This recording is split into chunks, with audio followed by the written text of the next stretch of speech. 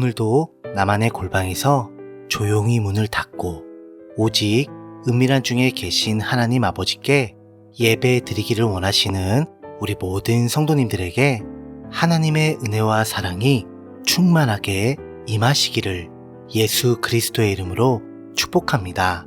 다 함께 기도하심으로 예배를 시작하겠습니다.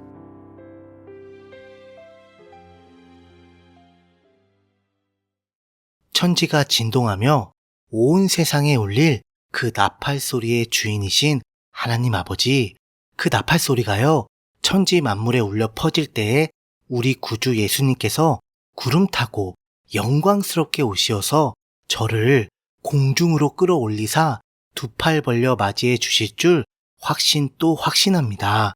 그리고 그때 무덤 속에 잠자던 성도들도 영화로운 부활 승리의 영광에 함께 참여하게 될 줄도 굳게 믿습니다.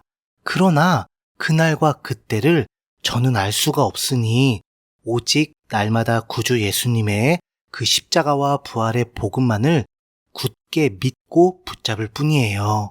이를 위해 항상 기도하며 깨어있기를 간절히 바라는 이 마음을 담아 오직 예수 복음만을 의지하여 드리는 이 예배를 나팔 소리의 주관자이신 우리 하나님 아버지만 홀로 기쁘게 받아주세요. 예수님 이름으로 기도합니다. 아멘. 다 같이 찬송가 180장 하나님의 나팔 소리, 찬송가 180장 하나님의 나팔 소리, 우리 다 함께 찬송하시겠습니다.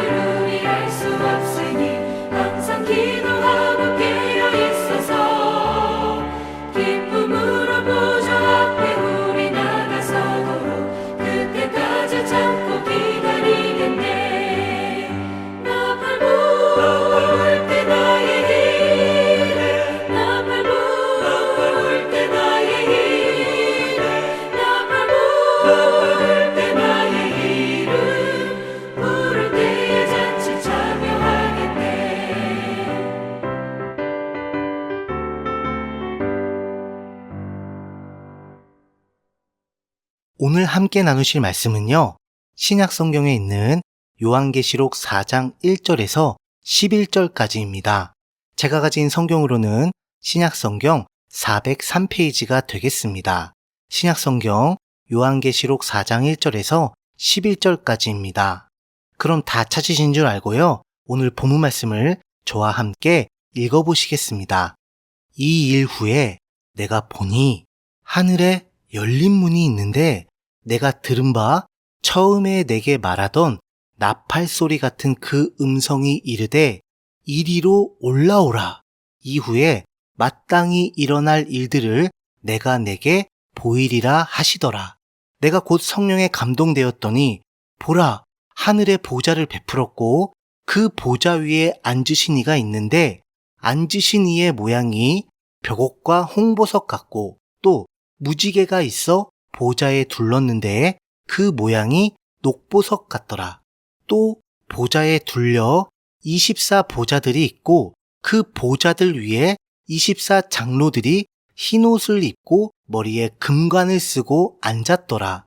보좌로부터 번개와 음성과 우레소리가 나고 보좌 앞에 켠 등불 7이 있으니 이는 하나님의 7 영이라. 보좌 앞에 수정과 같은 유리바다가 있고 보좌 가운데와 보좌 주위에 4 생물이 있는데 앞뒤에 눈들이 가득하더라. 그 첫째 생물은 사자 같고 그 둘째 생물은 송아지 같고 그 셋째 생물은 얼굴이 사람 같고 그 넷째 생물은 날아가는 독수리 같은데 4 생물은 각각 6 날개를 가졌고 그 안과 주위에는 눈들이 가득하더라. 그들이 밤낮 쉬지 않고 이르기를 거룩하다 거룩하다 거룩하다 주 하나님 곧 전능하신 이여 전에도 계셨고 이제도 계시고 장차 오실 이시라 하고 그 생물들이 보좌에 앉으사 세세토록 살아계시는 이에게 영광과 존귀와 감사를 돌릴 때에 24 장로들이 보좌에 앉으신 이 앞에 엎드려 세세토록 살아계시는 이에게 경배하고 자기의 관을 보좌 앞에 드리며 이르되 우리 주 하나님이여 영광과 존귀와 권능을 받으시는 것이 합당하오니 주께서 만물을 지으신지라 만물이 주의 뜻대로 있었고 또 지으심을 받았나이다 하더라. 아멘. 먼저 1절을 보시면요. 요한계시록의 타임테이블을 정확하게 구분을 지어주는 아주 중요한 단서가 제공이 되는데요. 그것은 바로 2일 후에라는 표현입니다. 이는 요한계시록 7장 1절, 9절, 15장 5절, 18장 1절, 19장 1절, 22장 8절에 지속적으로 반복해서 등장합니다.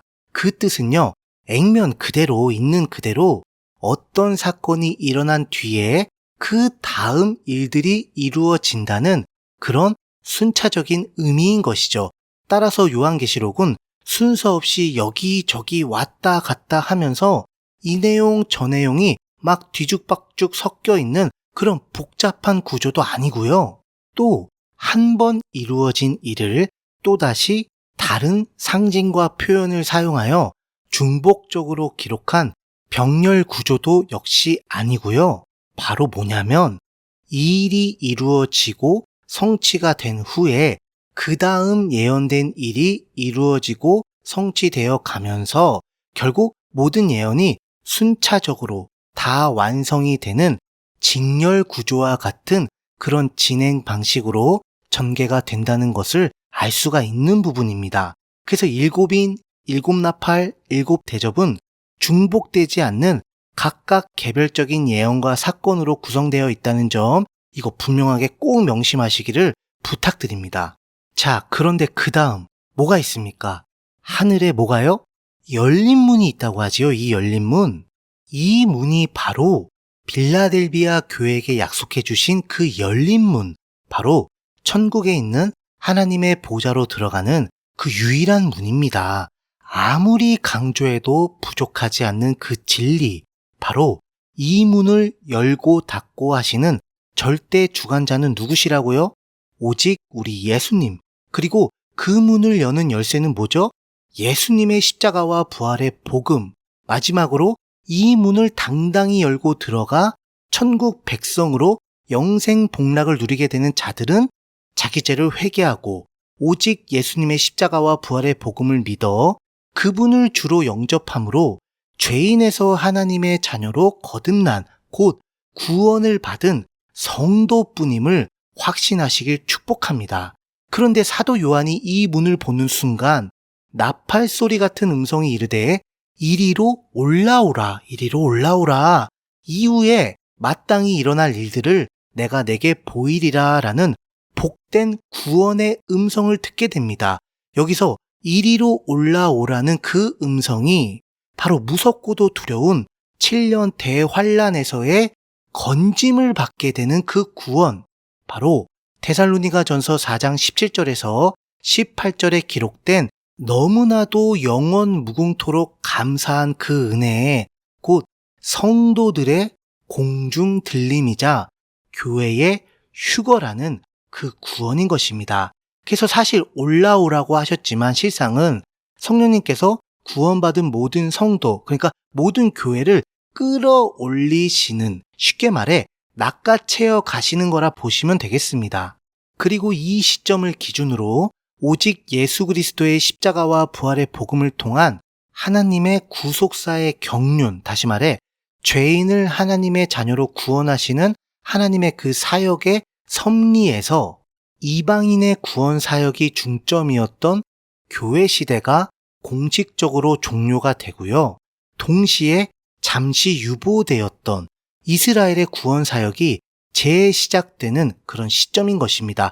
일전에 예수 그리스도께서 마태복음 13장 44절에서 46절을 통해 말씀하신 이스라엘이라는 그 보화와 교회라는 그 진주의 비유가 완벽하게 실현이 되는 그런 시점인 것이죠. 그리고 이제 본격적으로 요한계시록에 기록된 7인, 7나팔, 7대접을 통한 7년 대환란이 본격적으로 시작되는 그런 시점이기도 합니다. 그렇다면 이 시점에서 우리 한번 신학적으로 어떤 종말론이 성경적인 종말론인지를 이번 참에 아주 확실하게 매듭을 짓고 가보겠습니다. 종말론에 관하여 신학적으로는 크게 무천년설, 후천년설, 전천년설이 있는데 여기서 전천년설은 세대주의적 전천년설, 역사적 전천년설로 구별이 됩니다. 무천년설과 후천년설은 천년왕국의 개념과 이에 따른 예수님의 재림의 시점을 기준으로, 그리고 전천년설에서 세대주의적 전천년설과 역사적 전천년설은 이스라엘과 교회의 구별에 따라 그 기준이 달라지는데요. 그 내용은 다음과 같습니다. 첫 번째, 무천년설은요, 천년왕국을 영적으로 해석합니다. 그래서 천년왕국은 실제적인 나라가 아니란 뜻이죠. 따라서 예수 그리스도의 초림과 재림의 사이의 기간인 교회 시대가 바로 그 천년왕국이다라고 주장을 합니다. 두 번째 후천년설은요, 이 역시 천년왕국을 영적으로 해석합니다. 그래서 교회가 예수 그리스도의 십자가와 부활의 복음을 땅끝까지 전파함으로 언젠가는, 알 수는 없지만 하여튼 언젠가는 지상에서 천년왕국이 실현이 된다고 그저 막연하게 생각하고 있지요. 따라서 천년왕국 마지막에 예수 그리스도께서 재림하신다고 주장하는 것입니다. 세 번째, 전천년설은요, 천년왕국을 문자적으로 해석합니다. 영적이 아니에요. 실제적으로, 가시적으로, 현상적으로 그대로 문자 그대로 이루어지는 그런 문자적인 해석으로 천년왕국을 증거합니다. 그러니까 한마디로 예수님께서 이 세상에 재림하사 사탄과 그 추종 세력을 심판하신 뒤에 만왕의 왕으로 이 세상을 실제적으로 다스리는 것이 이 지상에서 실제적인 천년의 기간을 가지게 되는 그런 왕국이므로, 그러니까 액면 그대로 천년왕국이죠. 따라서 결론적으로 예수님의 재림과 함께 천년의 시간 동안 예수님이 다스리시는 그 왕국, 바로 천년왕국이 시작된다고 확실하게 설명을 합니다. 그런데 이 전천년설은 아까 제가 어떻게 나뉜다고 했죠? 두 종류가 있다고 했죠? 먼저 역사적 전천년설은 이스라엘과 교회를 영적으로 해석합니다. 영적. 그러니까 이스라엘이 교회고 교회가 이스라엘이라는 뜻이죠. 따라서 교회는 7년 대환란을 통과하게 된다고 주장을 합니다. 그 외 나머지는 또 다른 종류인 세대주의적 전천년설과 동일한데요. 이 세대주의적 전천년설은 이스라엘과 교회 역시 문자적으로 확실하게 구별하는 그런 해석을 취합니다. 이스라엘은 이스라엘이고 교회는 교회야, 이런 뜻인 거죠. 아울러 이스라엘은 유대인이자 첫째 아들 곧 장자이고 교회는 이방인으로서 둘째 아들 곧 차자라고 해석합니다. 따라서 교회는 아까 어떻게 됐습니까? 처음에 이리로 올라오라라는 부분에서 바로 여러분들께 제가 설명을 드린 7년 대환란 전에 휴거를 받게 되고 이스라엘은 그대로 그 7년 대환란을 통과하게 되지요. 따라서 예수님의 재림 이후 천년왕국이 시작이 되고 무적행에 잠시 감금이 된 사탄의 임시 석방으로 인해 곡과 마곡의 전쟁 이후 천년왕국이 마치게 되면서 새하늘 새 땅 새 예루살렘이 완성이 된다고 설명을 합니다. 여기서 성경적인 종말론은 바로 세대주의적 전천년설인데요. 한국교회에서는 거의 비성경적인 이단 교리와 같은 취급을 받고 있지만 실상은 현재 미국 교회의 대다수를 차지하고 있는 침례 교단에서는 성경적인 종말론으로 이미 오랜 역사 가운데 정립이 되어 있습니다. 그런데요, 여러분, 혹시 이 사실을 아시는지요? 바로 한국 교회 안에 퍼진 이단 세력들을 연구하는 분야의 선구자이시자 평생을 다 바치다 못해 마지막엔 순교까지 불사하시면서 그 성경적인 이단 판별 기준을 제시해 주신 고 탕명환 소장님, 바로 탕명환 소장님이라는 분이 계셨는데요.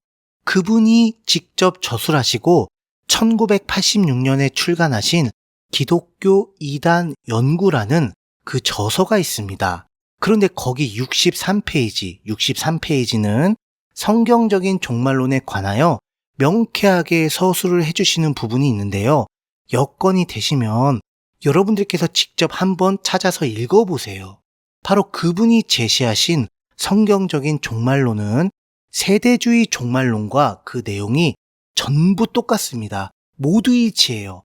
만약 세대주의 전천년설이 비성경적이고 이단적인 교리라고 무턱대고 알지도 못하고 그렇게 무지성으로 정죄를 한다면 정말로 안타깝게도 고 탕명환 소장님 역시 이단 연구가이면서 동시에 이단 교리를 전파하고 가르치신 거라는 그런 오류가 되는, 모순이 되는 주장을 같이 해야만 하겠지요. 당연히 어불성설이지만요.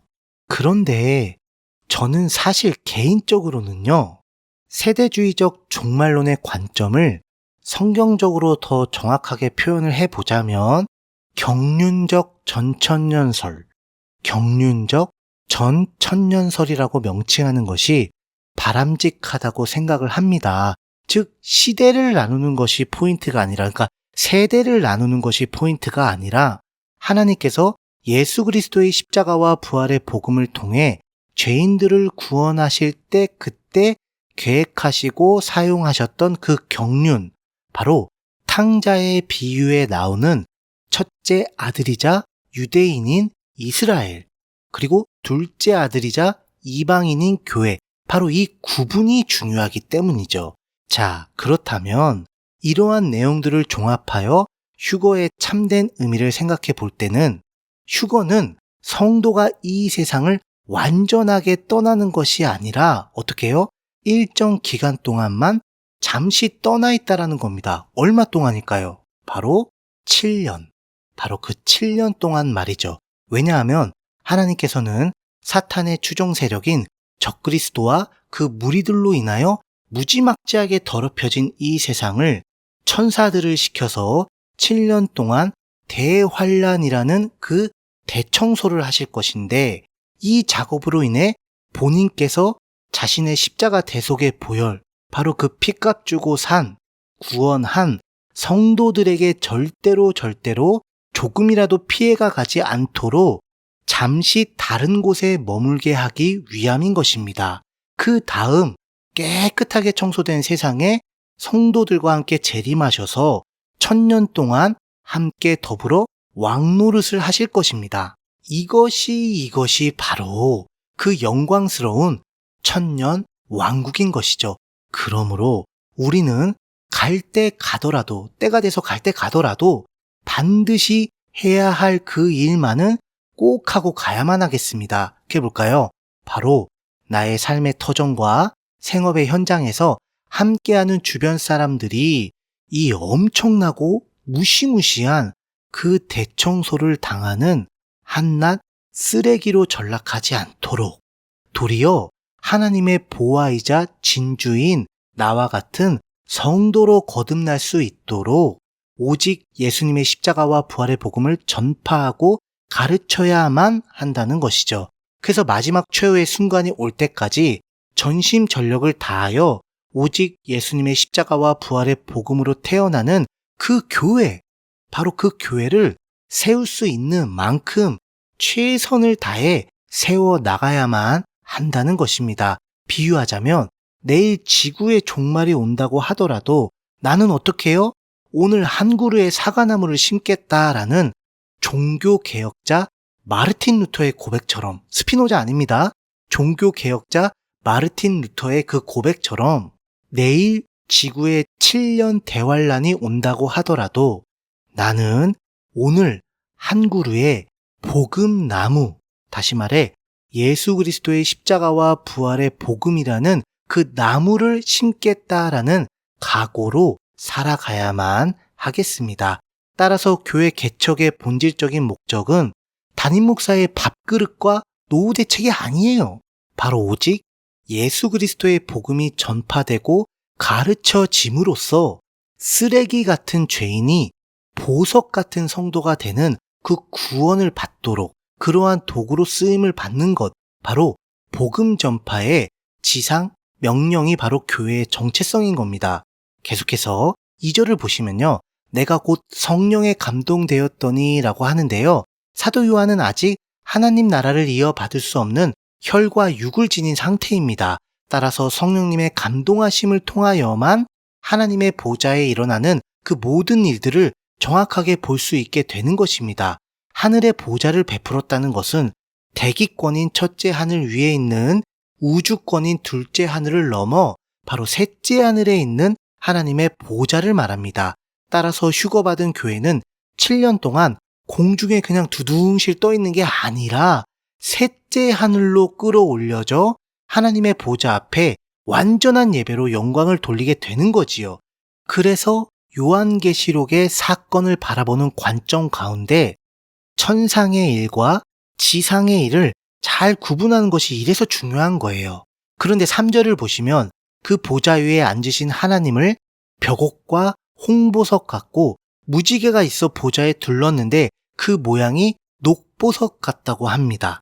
이는요, 에스겔 선지자가 본인이 직접 일전에 본 사방의 그 광채를 사도 요한은 각종 보석의 빛으로 비유를 한 것입니다.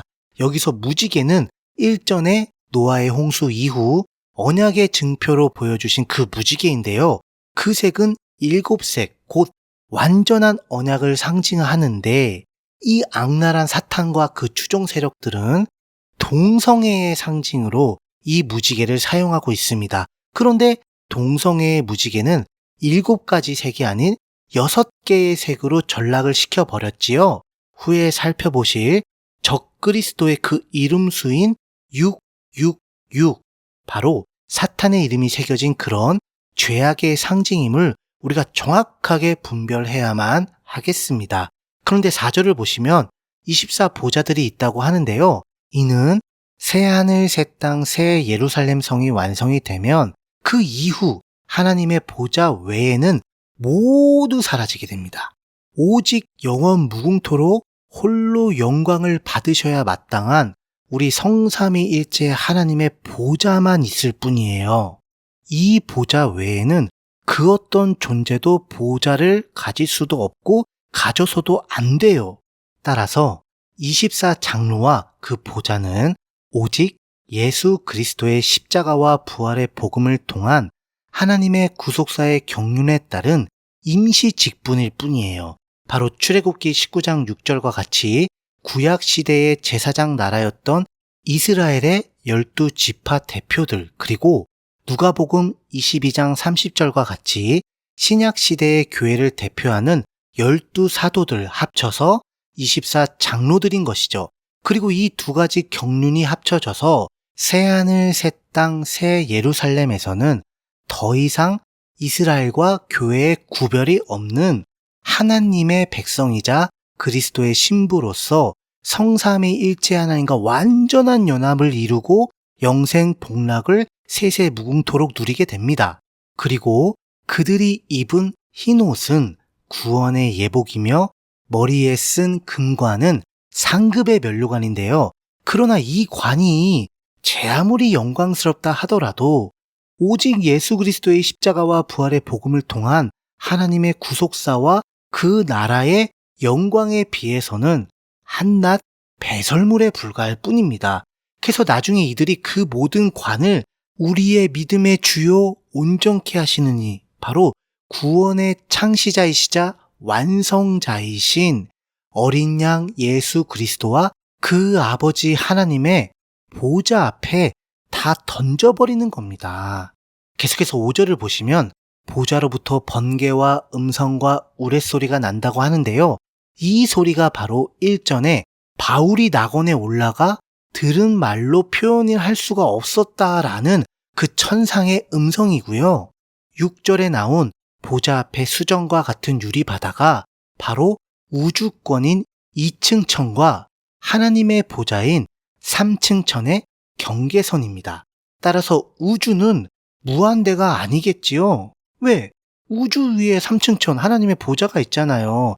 다만 사람이 그 우주를 측량을 못할 뿐이죠. 그렇지만 분명히 오늘 말씀을 통해서 2층 천과 3층 천의 경계선인 유리바다라는 그러한 경계선이 있다는 걸 알았으니 우주는 결론은 유한대다.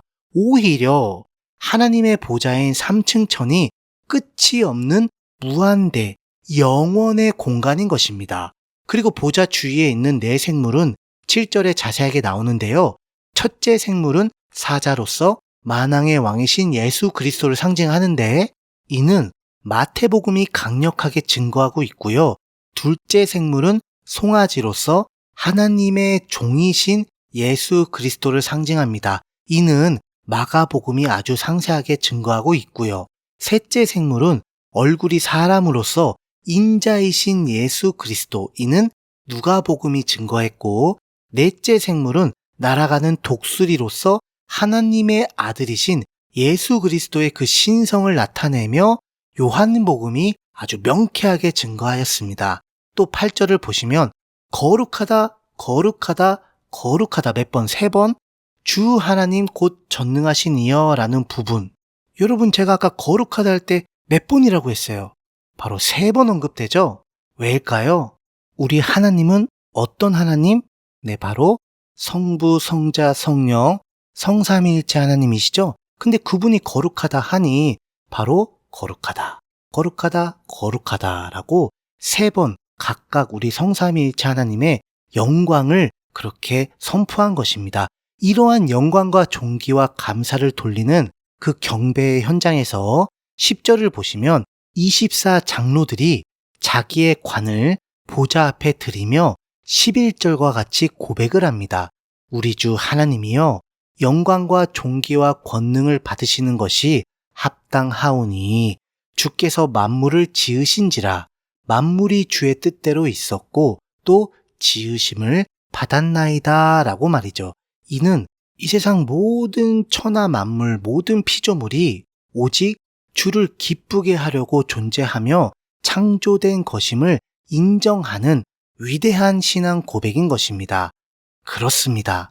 우리는 이 세상에요, 괜히 왔다 그냥 가는 그런 허무한 존재가 결코 절대로 아닙니다. 비록 죄인으로 태어났지만, 그러니까 인류의 조상 아담과 하와로부터 시작된 그 선악과 범죄로 인한 원죄, 곧 죄의 유전으로 인해 모든 사람은 죄인으로 태어날 수밖에 없지만, 그러나 오직 예수 그리스도의 십자가와 부활의 복음으로 인해서, 그리고 그 복음을 믿음으로만 받게 되는 구원이라는 선물로 인하여 하나님의 자녀로 거듭나는, 그래서 천국 백성이 되는 영광스러운 하나님의 구원과 그 은혜를 증거하는 그런 유일한 존재인 것입니다.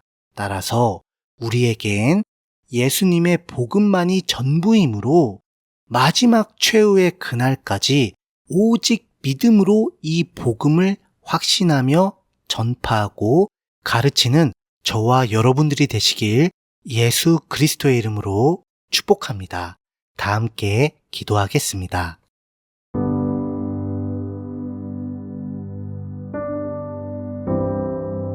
하나님 아버지, 지옥에 가야 마땅한 죄인이었던 제가요, 오직 예수 복음에 담긴 그 구원의 은혜로 말미암아 하나님의 기쁨이 되는 그런 자녀로 거듭나게 해주심, 정말로요, 이 세상 그 어떤 것보다도 진짜 소중하게 여기며 영원토록 감사와 찬양과 존귀와 영광을 올려드립니다. 예수님의 이름으로 기도합니다. 아멘. 각자의 기도 제목을 가지고 하나님께 자유롭게 기도하시면서 예배를 마치시길 바랍니다.